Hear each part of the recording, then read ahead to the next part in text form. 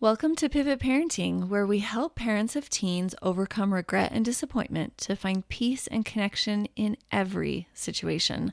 I'm Heather Frazier, your parenting expert. Journey with me to discover effective parenting tips, improve family relationships, and build a brighter future for your kids. Buckle up, things are about to get better. Hey, welcome to Pivot Parenting. I'm excited to have you here with me today. I am chatting with Casie Fariello. She is the co-founder of an organization called Other Parents Like Me, and she is committed to mental health advocacy. She oversees the organization's strategic mission to provide supportive resources, education, and community for parents whose children face mental health challenges. As a mother of three with very diverse challenges, she gets it. She's driven by her personal journey and extensive background. She has shaped OPLM into a transformative platform offering daily support sessions, expert speaker talks, and resources to families nationwide. And I know that you're going to love the conversation that we have. I have all of her links in the show notes. If you want to find her on Instagram, Facebook, or at her organization, Other Parents Like Me's website, they're all in the show notes for you. And without further ado, here's our conversation. Casie, welcome to Pivot Parenting. Hi, Heather. I'm so glad you invited me. I just had such a connected conversation with you the other day, and I'm honored to, share our talk together. Yes, I love somebody that just gets it, and you totally get it. All right, Casie, today we're discussing that crazy thing that our brains do of knowing 100% that our child's future is grim because they aren't maybe hitting benchmarks or mile markers as far as development and accomplishment. Right now is the end of the school year, and parents are worried that their child may not graduate or pass classes. And our brain does this thing where it just blows everything out of proportion, and they're going to live in our basement forever and never get a job and be lonely and sad. I hear you. I'll just tell a bit that I have three children. So I've been there. They're 25, 23, and 21 now. So not one of my children, as we talked about, not one of my children has gone a straight path. Not one. Never, ever. It's a thing. It, it's a thing. My oldest has struggled with severe anxiety since she was born. And she would cry from like 5 to 7 at night with being inconsolable. And there's a lot I'm understanding now, PTSD as a parent from that because you can't help your baby, right? Yeah. And then what happens is that child, many parents get either very avoidant of or enmeshed. Well, I went enmeshed, Fair tried to enough. fix her all the time. Yep. And she went into the horse world, and I was like all gung ho until she got to high school. And she said, I'm graduating as a junior. And I was like, no, you're not. What are you doing? No, you're not. She goes, yes, I am. She is a very strong, willful child. She knows what she wants. And she did.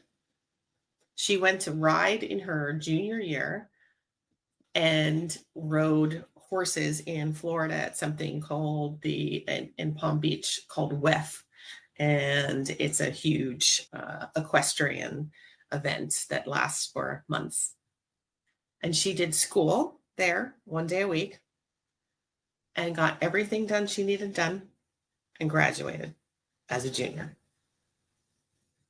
And then because she'd been so determined, she like crashed after that and just went to work as a receptionist for a while before she went to college. So here's this like person that I think like she's gonna go to college. Like she graduated from Fordham. She's a financial advisor. Like she's all those things, but she did it again on her own time. Okay, I'm sure the parents are maybe listening and being like, "Oh, yay for you. My Yeah, child is right. a dropout and currently in rehab, so cry me a river."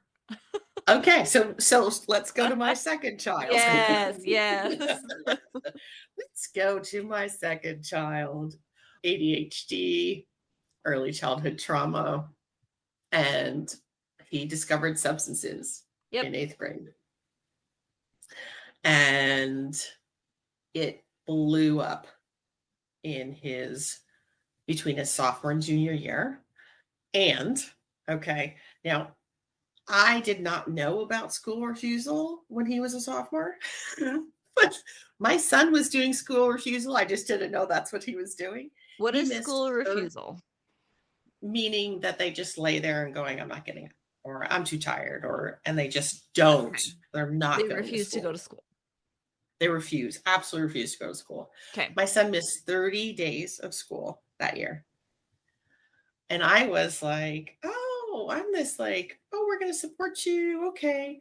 But he had fevers every single time. Okay, Heather, boy, I'm going to tell all parents out there.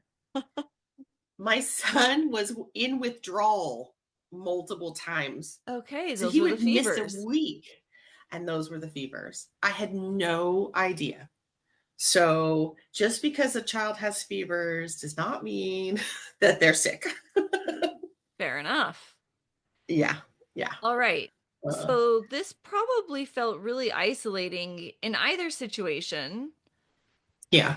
of what do I do? I think a lot of parents feel such loyalty to their child that they don't want to talk to other parents for fear of making their child look bad, or maybe even they themselves feeling judged or not understood.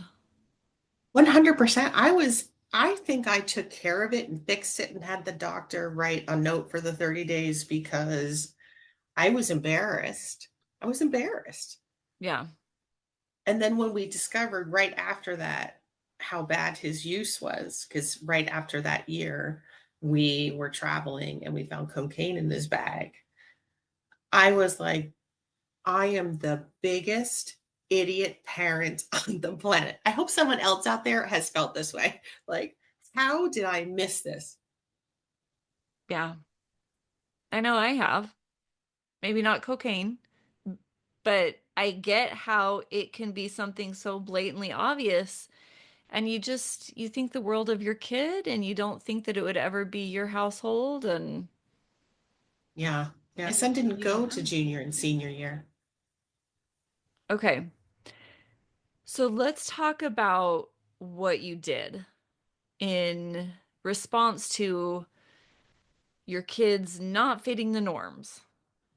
Really proactive ways and really less than extraordinary ways. My son's journey involved that year social services, school, and insurance. Everybody by December kicked him out, said they were done. So there's a whole journey in there that I'm sure others will feel very resonated with, like holes in the walls, running away, posting because he ran away, and we involved the police and all these things, right? And today, I would not do that. But then I didn't know anything else. I was just so afraid that he was going to die. That was all I focused on. And he did end up going to a long term residential treatment. And then the other part for that, like you said, the rehab part, he did not have a graduation. He did not have a prom. He never attended a homecoming. Like he missed what were such amazing years back then for me, my junior and senior year. And all you're seeing on social media, Heather, I'm sure you've experienced this, Yeah. is all the look at my child and how amazing they are. Yeah, Yeah. And it hurts. it hurts. And the questions about my oldest. Oh, isn't that amazing? She graduated early. She's so, so, so smart. what is she doing? Where is she going? And you're like, yeah, she's a receptionist right now. Like, so, My overachiever has and honestly, she's done living his. back at home Yeah. right now. Yeah. Okay. So you've kind of given me the facts of the matter. What Right. was your headspace like? Are we allowed to say crazy on here? You can say crazy. Hi there. I just want to pause and let you know if you are struggling to make sense of your teen's behaviors, emotions are running wild, and you're looking to turn things around to have the family you dreamed of while rocking them to sleep, I would love to talk to you. I want to give you a special, powerful gift. 30 minutes with me, my friend. You'll walk away with more confidence, clarity, and understanding of what the issue is and your next best step in resolving any situation you bring to me. It's completely free. I love families and want to help yours be wildly happy and successful. Book this call by visiting my website, heatherfraser.com. Remember, Fraser is spelled with a Z-I in the middle. And don't worry, the link is also in the show notes. I look forward to meeting and helping you. I can say crazy. My ability to regulate myself, that was totally off the charts, off the window. Like I had big old lizard brain wherever I went, like popping up. Even like something simple with either of them that is like probably a normal childhood thing. I was like, what's happening? What's going to go on? And like, are we, do Hypervigilant. I need, yeah, I was super hyper vigilant. How'd you feel about I was yourself? not caring for myself. That I was the terrible, horrible, no good, very bad parent.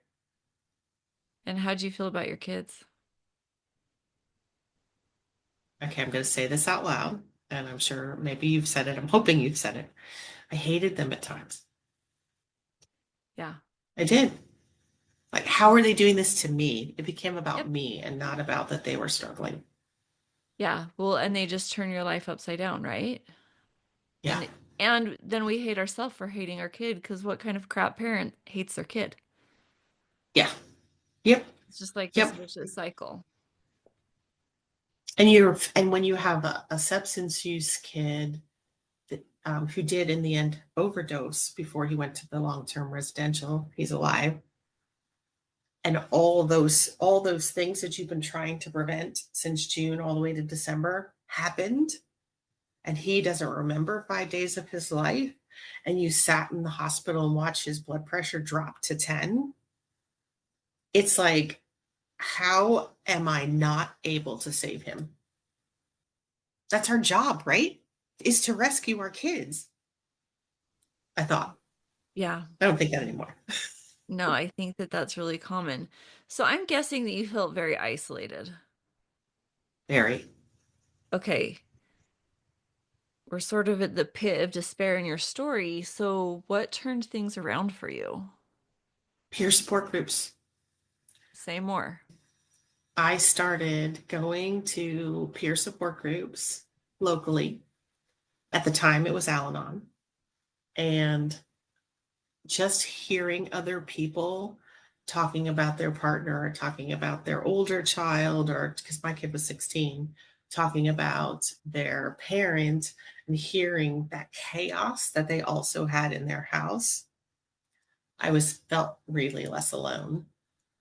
And then at my son's residential place, we started groups there, and having other parents talking about, oh, my kid punched a hole in the wall. And everybody on the Zoom thing all shook their heads up and down like a bobblehead.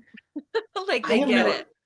Yeah. All of a sudden, I don't know, my whole being just went, oh, I'm not alone. So peer support groups gave me the ability.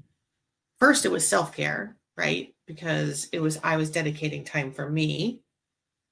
And I wasn't the only parent who said lots of mean things to their kids, so that was good. And we can't all be terrible parents, right? So peer support changed my life. Okay, which led you to your current. career Yeah. path. Yeah. So I was a flight attendant for 26 years and I retired in 21 and made this my full-time job. I started Other Parents Like Me with my co-founder Liz, and we run 17 peer support groups a week, led by two peer parents who have lived experience. So they're not a clinician, they're not a trained professional, they are parents just like you, and they're still having struggles or they're doing well, and you get to ride the roller coaster with them, and they ride the roller coaster with you, and you do a meditation and some self care and talk about topics. And it just is what I wish I had. Because I have a child that had I didn't even talk about my youngest. My youngest has self harm and suicidal ideation. He's in full recovery. And then my other son with his substance use, he's now personal trainer. He's working it out. And my oldest has graduated and her anxiety right now, she's back at home. So you just don't know. And guess what? I now know through peer support groups, I am not the only one with a kid who's had a child graduate from college, do like amazing, and then they're crashed at the house and like in a fearful space. It is a lot of people who have young adults like that. Yeah. And that's powerful. I think it is such a basic human need to be seen and understood and not have that shame of something has gone terribly wrong. I did this to my child, which is a lie, right? Like life just has a way of getting to all of us in its own special way. But yeah, having a witness is a huge deal. A loving, Oh, kind witness, because we can witness one another and we can be kind of judgy about it too. oh, yes. I love that. I'm going to steal that. Love that. Having a witness. That's exactly what peer support is. It's having a witness. Yeah. And sometimes we don't even need it to be fixed. We just need somebody to understand. Yeah. So the counter to that could potentially be maybe what we do with one another Mm-hmm. that isn't the most supportive thing, which is label one another, label our child, Mm-hmm. be judgmental. And I feel like we do this as parents because if we can create some kind of pecking order or see that we're not as bad as that family over there. Yeah, Because at that's least our great. kid still talks to us, but their kid totally won't even talk to them, even though they're both doing what we wish they wouldn't. Like, you know, they're so judgmental. They're so whatever. So, how do peer groups and kind of judging and stereotyping one another, how do those coexist or interact? So I've done some research around this with one of our advisors, Dr. Evan Flamenbaum, and we talked about that there's so much labeling of parents right now. And we, like you said, we label each other. So I picked a couple of my favorites because Let's there's like hear. over 50. Okay. So one is the snowplow parent. They remove all obstacles out of their path. They don't let them experience struggle or failure. It is motivated by love, but they're disempowering their child. Then there's the panda parent. It's coined by Esther. Well, I'm not even going to try to say that last name. The parent focuses on trust, independence, and allowing kids to fail. Seen as calm, wise, and this is like that gentle we were talking about, Gentle gentle parenting, parenting. Velcro parent, Ooh. like the helicopter, which we all heard, right? Uh-huh. But more enmeshed. They're stuck to their child. They can't emotionally detach and let. Full disclosure, I struggle with this with my oldest and often blur the boundaries between their needs and the child's. Free range parent. Give their child significant independence, trust them to explore, makes mistakes, and learns naturally. Often framed positively, but sometimes critiqued for neglect. And my last favorite one is the elephant parent, emotionally nurturing, protective, values emotional security, and gentle discipline. So some of the ones that I picked here are kind of feel on the positive side. Yeah. What they're trying and I was definitely a bulldozer. I still work on Velcro. I definitely helicopter. Like, okay, I'm just going to ask everyone right here. How many of you check your child's homework in the portal every single day instead That's of just, intense.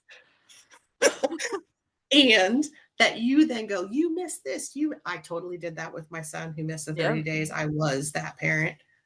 And instead of just like natural consequences, letting them fail, if they didn't get the homework done, they didn't get the homework done. I learned that and I was like, oh, okay. Yeah, that makes sense. So we want to get to an authoritative place where you have loving boundaries, you are firm in your boundaries, and you are not their friend. So you're not permissive either. So you're not like, I've got all of this, that tiger parent who keeps you in control.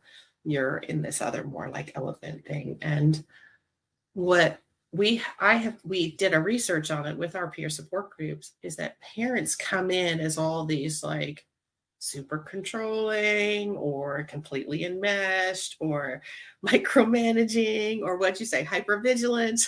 Yeah. And they start to learn from others and see others making the same things and same mistakes that they're making, and they're like, and we start to go, oh, I'm witnessing you, oh, I need to witness myself.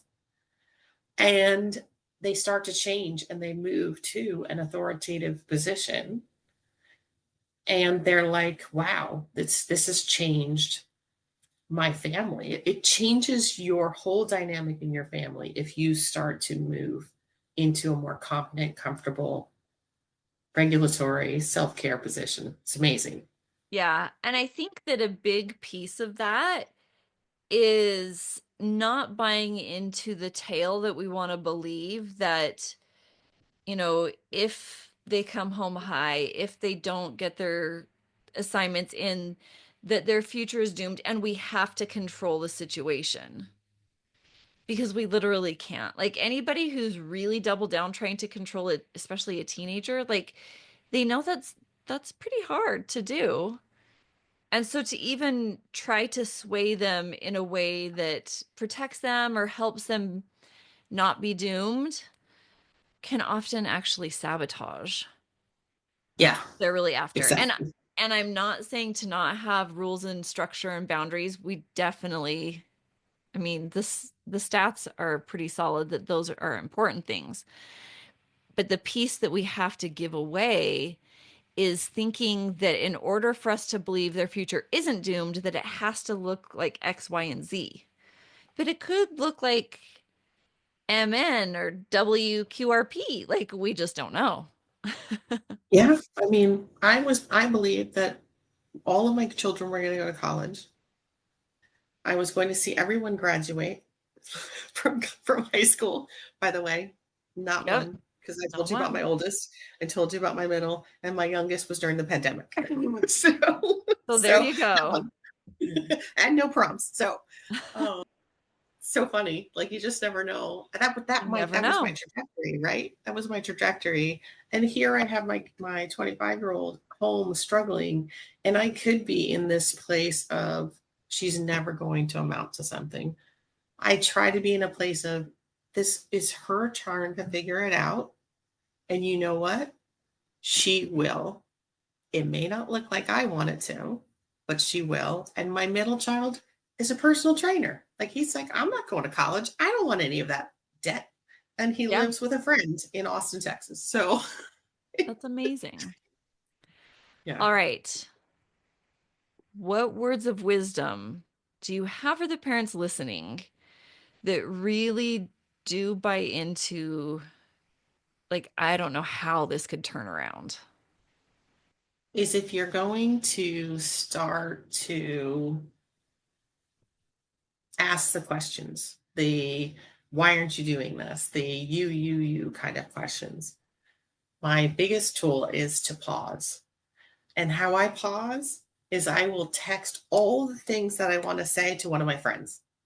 I, I text all the things that I want to say. And Brilliant. then I can come. And then they'll say, "Oh, I support you. You've got, all these, whatever they're, because that's what friends do, hopefully."